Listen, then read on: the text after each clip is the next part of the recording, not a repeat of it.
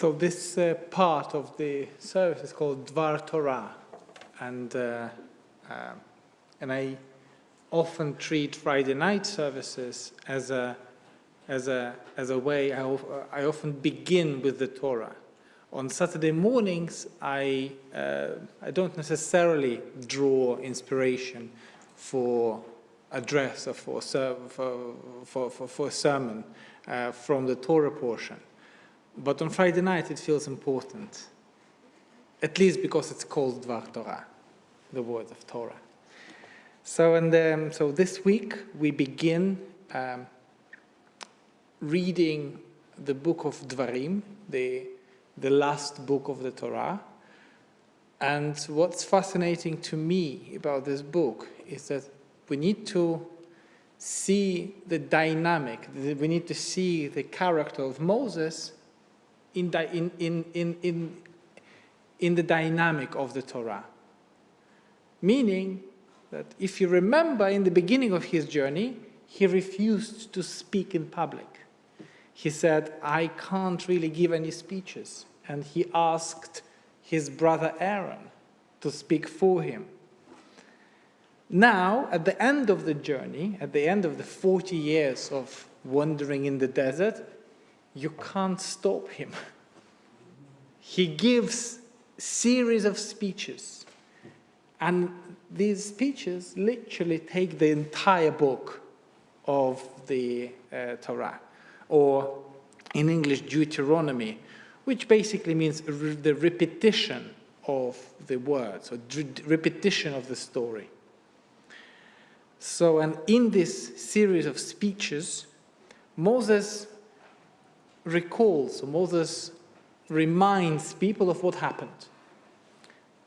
And among other things, in this week's Torah portion, he remembers the story of the spies. Do you remember when the 12 leaders of the tribes were chosen and sent to scout the land and bring back the report whether the land is good or bad? So the 10 out of 12 brought back a negative report saying that yes, the land is perfect, but we will never be able to conquer it. We will never be able. The people there are giants, and it's a fortress. It's absolutely impossible to conquer. And only 2 came back with a positive report. And by the way, only those 2 are the people who will be given permission to enter the land. Everybody else, everybody in the generation was replaced or died in the desert on the way to the promised land, including Moses.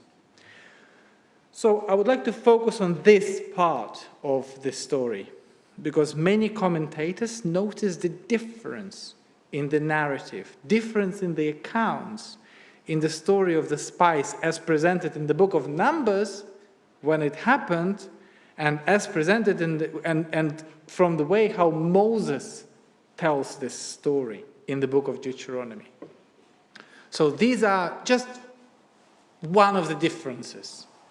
So in the book of Numbers, God spoke to Moses saying, send agents to scout the land of Canaan, which I am giving to the Israelite people. Send 1 participant from each of their ancestral tribes, each one a chieftain among them. But notice the difference in the book of Deuteronomy. Then all of you came to me and said, let us send agents ahead to scout the land for us and bring back word or report on the routes we shall follow and the cities that we shall come to. So who is it? Is it God who spoke to Moses, or people who said to Moses? So in the book of Numbers, God commands Moses to send spies. In the book of Deuteronomy, it's people, or all of you came to me, literally. So Nehama Leibovitz explains the difference between in these verses in the following way. In the book of Numbers, she says, Moses speaks as a historian, recounting the events as they took place. In Deuteronomy, however, he is delivering a moral discourse, urging the people to learn the lesson of history. So this is what Nehemiah Leibovich writes. Moses recalls that it was the people who initiated the idea of spying out the land. He does so to be able to draw a moral lesson, to emphasize the direct responsibility of their ancestors for their actions. They had wanted to send the spies in the first place, and their responsibility for what happened afterwards was even greater. Moses, says Leibovitz, wishes to stress this point forcefully upon the descendants of that generation. Because we can't approach Torah as a contradiction. We need to say, we can't say that Torah contradicts each other. As from the perspective of Jewish commentators, of rabbis in the past, you need to explain the reason why Moses changed it. So that Moses had in mind some lesson to teach us. And therefore, following this reasoning, Leibovitz also points out that in the earlier account, the spies appear as slanderers and misleaders of the people. However, in the recounting of this incident, the main responsibility for the slander is no longer attached to the spies. Moses speaks of the people and accuses the Israelites as the whole, and them alone.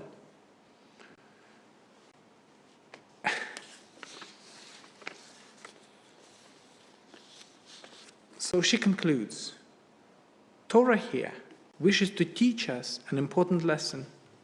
Human beings are put to the test by God at every moment of their existence. The ears hear and the heart is seduced. The question becomes, therefore, is the listener who is misled by the seducer free from all moral responsibility? When you hear something that others tell you and act upon it, what responsibility do you have? Or it's purely the leaders who seduced you? She continues, the Torah makes each person responsible for their actions, or at least Moses in the book of Deuteronomy does. The listener has a choice of turning a deaf ear to evil and misleading words. The choice belongs to each of us. We have the duty to resist. Each of us has to be his or her own leader, responsible for every action, and not just a led person in the vast machine called society.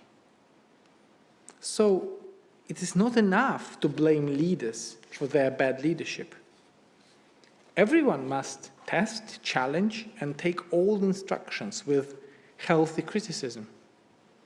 Leaders who give dangerous orders bear a lot of responsibility, but people who follow their orders are responsible too. And it's fascinating how this little change in this account leads to this story. And Nehemiah Leibovich is not the first and not the only commentator who draws this conclusion. The sages said in Hilchot Deot that there are 3 transgressions for which a person is punished in this world and has no share in the world to come: idolatry, forbidden relationships, and bloodshed. But it continues, and evil speech is as bad as the 3 combined.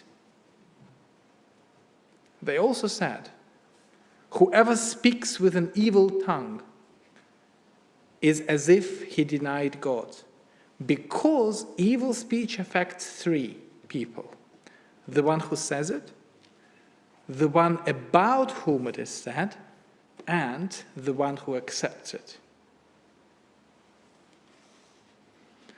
And of course, I'm glad to say that this teaching nowadays is purely theoretical.